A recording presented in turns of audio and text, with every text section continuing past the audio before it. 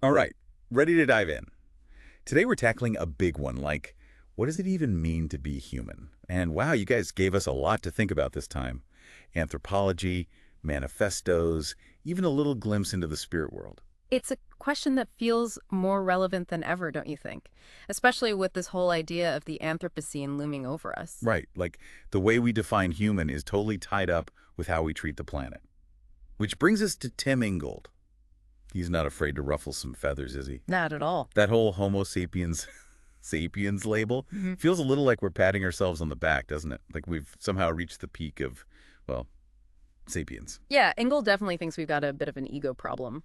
But his critique runs deeper than that. He's basically saying, let's stop trying to pin down some perfect definition of what we are and instead focus on how we become. Becoming human, it's a journey, not a destination. Exactly. It's a process, and it's ongoing. Just like the planet's always changing, we are too. Think about it. The Anthropocene itself is proof of that. Everything's in flux. And Ingold had this amazing analogy for how our minds work. He compares them to forests. Oh, I love that one. Right, not these neat little boxes where we store information, but this tangled web of thoughts and ideas, all interconnected. It's like, think about how you learn something new. It's never a straight line, is it? It's more like stumbling through a forest, making unexpected connections, and then bam, suddenly you see things in a whole new light. Totally. Those aha moments. Pure magic. We're not just passively absorbing information. We're out here creating meaning, blazing trails through this wild forest of knowledge. And sometimes getting completely lost, which is part of the fun. Absolutely. It's about embracing the messiness of it all. And speaking of getting lost in the weeds, let's journey into the Amazon rainforest with Eduardo Cohn. Now, his book, How Forests Think, really throws a wrench in our ideas about where humans end and nature begins. It's a total mind bender. Right. Especially that whole concept of the Runapuma. Oh yeah, the Runapuma, Yeah. a being that's both human and jaguar. Talk about blurring the lines, huh? It's like, what box do you even put that in? But for the Runa people, this isn't just some mythical creature. It's like a very real possibility. Totally. Their worldview is all about transformation, fluidity, the idea that even species boundaries aren't set in stone. And the way they connect the Runapuma, those visions of white jaguars, to Christianity and modern civilization, it's fascinating. Almost like they're weaving it all together into this, like, new mythology. And it makes sense, right? For them, engaging with the modern world doesn't mean abandoning their traditions. It's finding a way to make it all fit. Like there's nothing new under the sun, just new ways of seeing it. And speaking of seeing things differently, we can't talk about the Runa without mentioning ayahuasca. Right, it's definitely having a moment right now. But for them, it's not some trendy drink.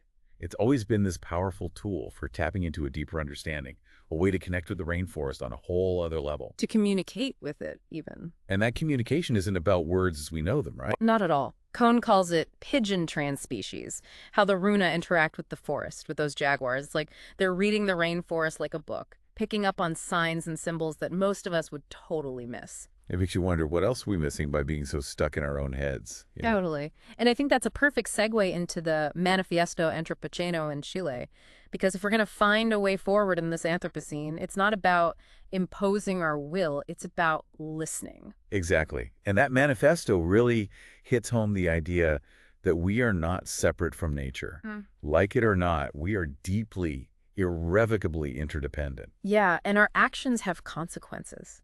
Not just for us, but for the entire web of life. It's a call for a radical shift in perspective, a new pacto de convivencia, a pact of coexistence. Based on interdependence Adversity. and situated action, meaning Wow. what we do in our own backyards actually matters. It all adds up. And you know what I love about the manifesto? It connects back to what Ingold and Cohn were saying. How so? Well, it's about recognizing that we aren't the only ones with agency, with intelligence, that the non-human world, whether it's a rainforest or a river, has intrinsic value. We're not managing resources. We're part of something much bigger. It's humbling, for And a sure. little terrifying when you really think about it. Yeah, no kidding.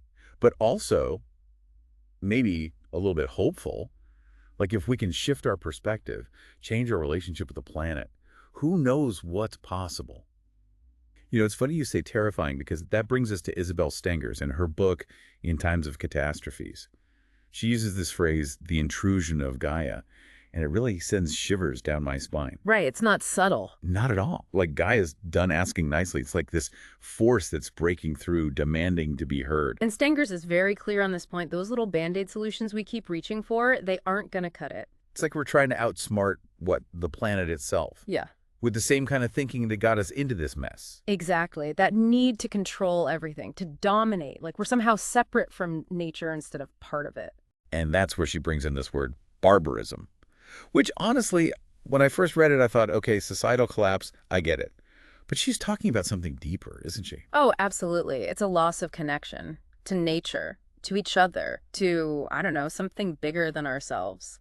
Like we're forgetting what it means to be human. On a fundamental level. And the thing is, those qualities, compassion, empathy, reverence for the natural world, those aren't just nice to have, they're essential. The building blocks for a livable future, basically. So where does that leave us? I mean, if we want to actually resist this barbarism, find a way to live in harmony, in balance with Gaia, what's the answer?